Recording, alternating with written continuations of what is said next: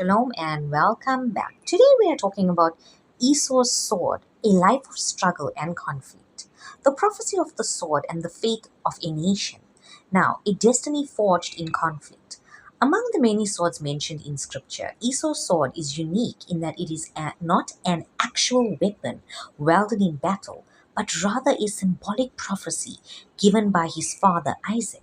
When Esau sought his father's blessing after his brother Jacob had deceptively received the firstborn's inheritance, Isaac prophesied over him, "And by the sword shalt thou live, and shalt serve thy brother. And it shall come to pass, when thou shalt have the dominion, that thou shalt break his yoke from off thy neck." Genesis chapter 27, verse 40.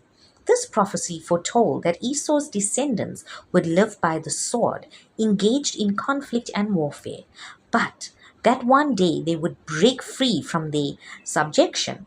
This declaration not only shaped Esau's own life, but also the history of the Edomite nation, his descendants. The sword of Esau represents a life of struggle, war, and survival, the consequences of lost spiritual inheritance, a broader theme of conflict between flesh and spirit.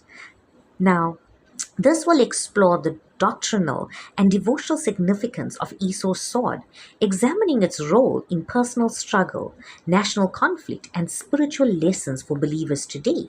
The sword of Esau as a symbol of struggle and conflict. The context of the prophecy, Esau's loss and Jacob's gain. To understand Esau's sword, we must first understand his loss. Esau was the firstborn son of Isaac and Rebekah, but his younger twin Jacob received the blessing through deception. The story unfolds in two key events. Esau sells his birthright for a meal in Genesis chapter 25, verse 29 to 34. Esau came from the field hungry, and Jacob offered him a bowl of lentils in exchange for his birthright. As well as Jacob deceives Isaac for the blessing in Genesis chapter 27, Rebekah helped Jacob disguise himself as Esau to trick Isaac into giving him that covenant blessing. When Esau realized what had happened, he wept bitterly and begged his father for a blessing. However, Isaac's words to Esau were far from what he hoped to hear. "Behold, thy dwelling shall be in the fatness of the earth, and of the dew of heaven from above. And by thy sword shalt thou live, and shalt serve thy brother." Genesis chapter 27, verse 39 to 40. Isaac's prophecy over Esau made it clear that Esau and his descendants would live in harsh conditions. They would survive by the sword, consistently in struggle. They would be struggling to Jacob's lineage for much of their history.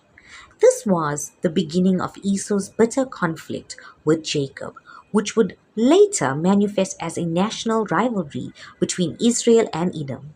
Now, a single decision, Esau selling his birthright, can alter a person's entire destiny. Spiritual inheritance should not be traded for temporary satisfaction. Living by the sword emphasizes striving in the flesh rather than trusting in God. Now, the meaning of "by thy sword shalt thou live." Isaac's prophecy that Esau would live by the sword is a statement about a life of war and strife. Esau and his descendants, the Edomites, would be a nation of warriors consistently fighting for survival. Also, a mark of restlessness. Esau himself became a wanderer, never fully settled in the land as Jacob did.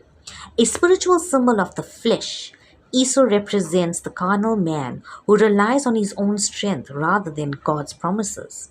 In contrast, Jacob, despite his early deception, eventually became Israel, the man who wrestled with God and was blessed. The difference between Esau and Jacob is ultimately a contrast between the flesh and the spirit. God bless and shalom.